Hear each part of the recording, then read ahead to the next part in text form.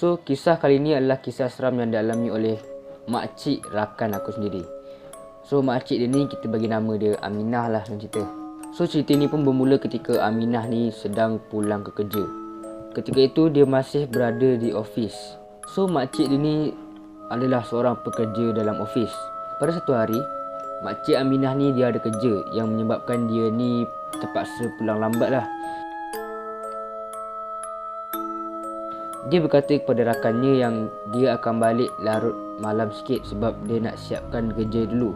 So dia overtime kat situ lah. So dia beritahu kawan dia yang dia akan balik lambat dan kawan dia pun okey. Dan jam pada ketika itu menunjukkan pukul 11 malam. Dan setelah siap, dia pun bersedialah untuk kemas-kemas barang dia untuk pulang. Dan kejadian ini berlaku ketika dia hendak pulang dari pejabat tersebut. Secara tiba-tiba, ada seorang yang lalu di kawasan tingkap bersebelahan dengan pejabat tersebut. Okey, so dia berada dalam pejabat dan ada seseorang yang sedang berlalu di kawasan luar tingkap pejabat ni tersebut. Dan dia sangkakan itu adalah Pak Gad, pakcik penjaga ataupun makcik cleaner.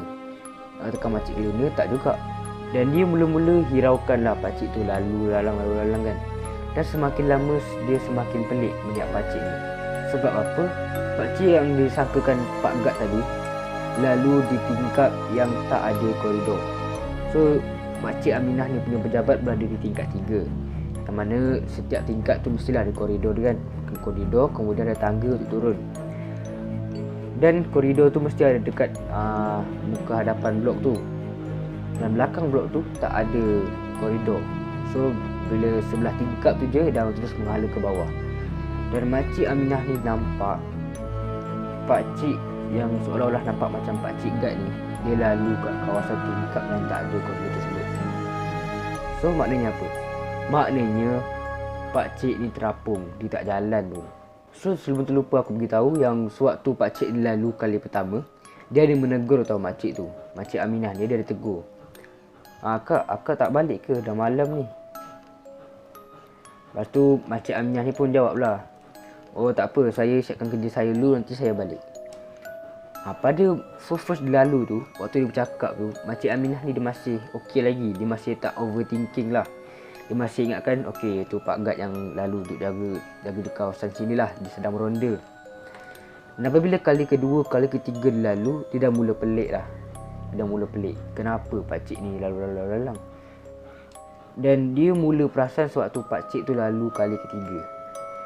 Dan dia perasan sebenarnya koridor tu berada di bahagian kanan meja makcik ni.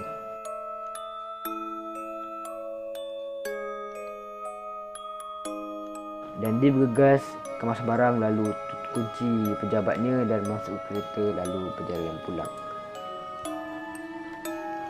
Dan pada keesokan harinya, dia cuba menyiapkan kerjanya dengan lebih cepat supaya dia tidak balik larut malam lah. So cerita yang kedua ni berlaku di Jepun.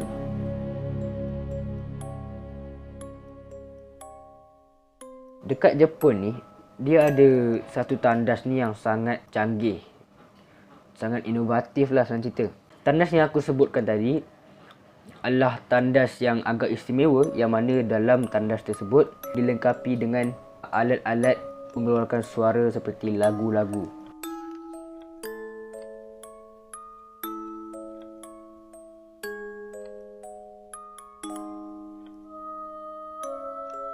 Tandas juga dilengkapi dengan auto flush lah. Auto flush. So kita tak payah tekan-tekan butang apa-apa. Lepas kita buang air, dia akan automatic flush. Mungkin dia ada pengesan kat situ. Dan pada ketika itu, ada seorang penjaga tandas ni. Dia bukan penjaga, dia sebenarnya pembersih tandas. Pembersih tandas. Dia ingin mop tandas tersebut kerana tandas tu dah lama tak dibersihkan kan. Walaupun tandas tu canggih, tapi kita kenalah bersihkan lantai dia juga. Dan pakcik cleaner ni kat Jepun ni, dia melaksanakan tugas pembersihan tandas sebaik saja waktu malam tiba. Sebab apa? Sebab waktu pagi, tengah hari, petang akan ramai orang kat situ lah. So agak menyukarkan kerja dia untuk kemas tandas tersebut, untuk membersihkan tandas. So apa yang dia buat? Dia buat pada waktu malam. Yang pada waktu malam tu of course lah sepi kan, tak ada orang. Dan dia memulakan kerjanya pada pukul 9.30 malam. Ini masih awal lagi. Dan pada 9.30 malam tu dia tak langsung bersihkan tandas. Dia menyiapkan dulu alatan-alatan bersih seperti mop, penyapu, pengering ataupun sebagainya. Dan dia memulakan pembersihannya pada pukul 10 malam. Dan apa yang berlaku selepas tu, sewaktu dia sedang mencuci tandas yang ketiga. Dan pada ketika itu, pakcik cleaner ni dia baru saja menghabiskan 3 buah tandas. Dan semasa dia hendak membasuh tandas yang keempat, secara tiba-tiba bunyi suara lagu ataupun suara alam berbunyi di tandas yang ketujuh. So tandas yang agak hujung sikit lah. Dan seperti mana yang aku cakap tadi, macam mana lagu tu dialunkan ketika ada orang sedang berada di dalam tandas, sedang membuang air besar untuk menutup suara air besar diorang tu lah. Sebab tu lagu tu dibusingkan. Dan secara tiba-tiba, waktu pakcik ni membersihkan tandas, suara lagu tersebut tiba-tiba terbunyi. Pada mulanya pakcik ni dia cuba menegur siapa yang ada kat tandas tersebut. Pakcik ni kata, siapa yang ada kat tandas tu, cepat sikit je, saya nak bersihkan tandas ni. Selepas pakcik tu kat macam tu, tak ada sahutan. Dan memula pakcik ni dihiraukan je lah. Dia bersihkan tandas keempat, kelima. Dan sewaktu dia bersihkan tandas yang kelima, suara tersebut dia berbunyi lagi. Dan pada kali ini bukan sahaja suara lagu tu berbunyi, malahan suara flash tersebut turut berbunyi juga. Start daripada sini pakcik ni dah mula rasa muak lah, rasa cuak. Pakcik pembersih tandas ni cuba memberanikan diri pergi cek tandas yang ketujuh tersebut. Sebab bunyi tu daripada tadi lalu dekat telinga dia, macam tak diam-diam, seolah-olah ada orang yang sedang menggunakan tandas tersebut. Tetapi apabila pakcik ni beranikan diri, dia cek tandas tersebut, rupa-rupanya tak ada orang. Dan sewaktu dia hendak berkemas-kemas tandas yang terakhir, tandas yang nombor 7 ni sekali lagi berbunyi. Dan pada ketika itu, pintu tandas tersebut pula yang bermain-main dengannya.